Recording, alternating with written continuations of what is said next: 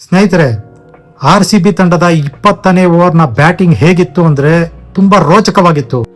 ನಮಸ್ಕಾರ ಸ್ನೇಹಿತರೆ, ನಾನು ನಿಮ್ಮ ಮಾದೇಶ್. ನಿನ್ನೆ ವುಮೆನ್ಸ್ IPL 2026ರ ಮೊದಲನೇ ಪಂದ್ಯ ನಡೀತು. ಸ್ನೇಹಿತರೆ, ನಿನ್ನೆ ಬ್ಯಾಚ್ ಬಗ್ಗೆ ಹೇಳೋದಾದ್ರೆ ನಿನ್ನೆ Mumbai Indians women's versus Royal Challengers women's ಈ ಎರಡೂ ತಂಡಗಳು ಮುಖಾಮುಖಿ ಆಗಿದ್ವು.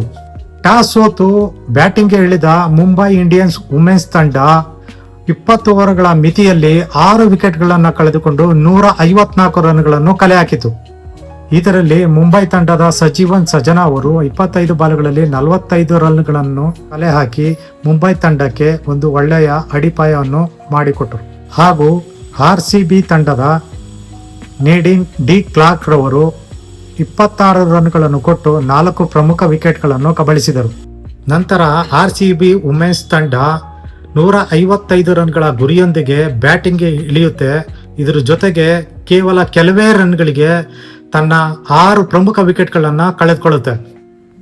ಸ್ನೇಹಿತರೆ, ಈ ಪಂದ್ಯ ಕೊನೆ ಓವರ್ ತನಕ ಹೋಗುತ್ತೆ. ಹಾಗೆ RCB ತಂಡಕ್ಕೆ ಕೊನೆ ಓವರ್ನಲ್ಲಿ 18 ರನ್ಗಳ ಅವಶ್ಯಕತೆ ಇರುತ್ತೆ. ಆ ಕಡೆ ಬ್ಯಾಟಿಂಗ್ ಸ್ಟ್ರೈಕ್ ನಲ್ಲಿ ನೀಡಿನ್ ಡಿ ಕ್ಲಾರ್ಕ್ ರವರು ಇದ್ರು.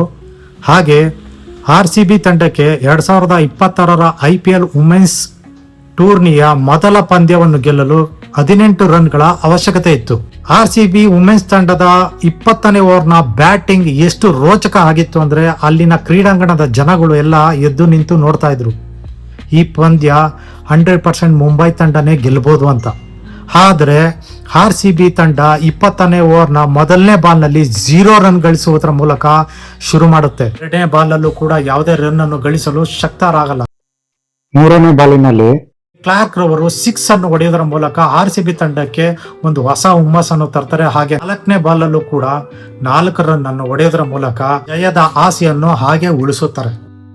ಕೊನೆಯ 2 ಬಾಲ್ಗಳಲ್ಲಿ RCB ತಂಡಕ್ಕೆ 8 ರನ್ಗಳ ಅವಶ್ಯಕತೆ ಇರುತ್ತೆ.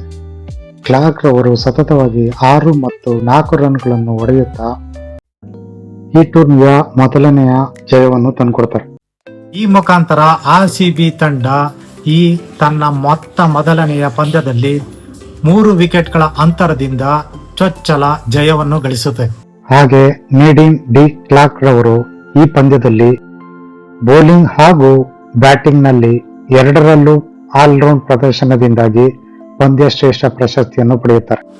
ಈ RCB ತಂಡದ ಮೊದಲನೇ ಪಂದ್ಯನೇ ಇಷ್ಟೊಂದು ರೋಚಕ ಆಗಿತ್ತು ಅಂದ್ರೆ ಮುಂದಿನ RCB ತಂಡದ ಪಂದ್ಯಗಳು ಇನ್ನೆಷ್ಟು ಮಸ್ತ್ ಇರ್ಬೋದು ಅಂತ ನೀವೇ ಯೋಚನೆ ಮಾಡಿ.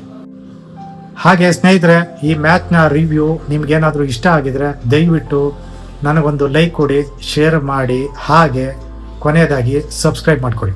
Thank you.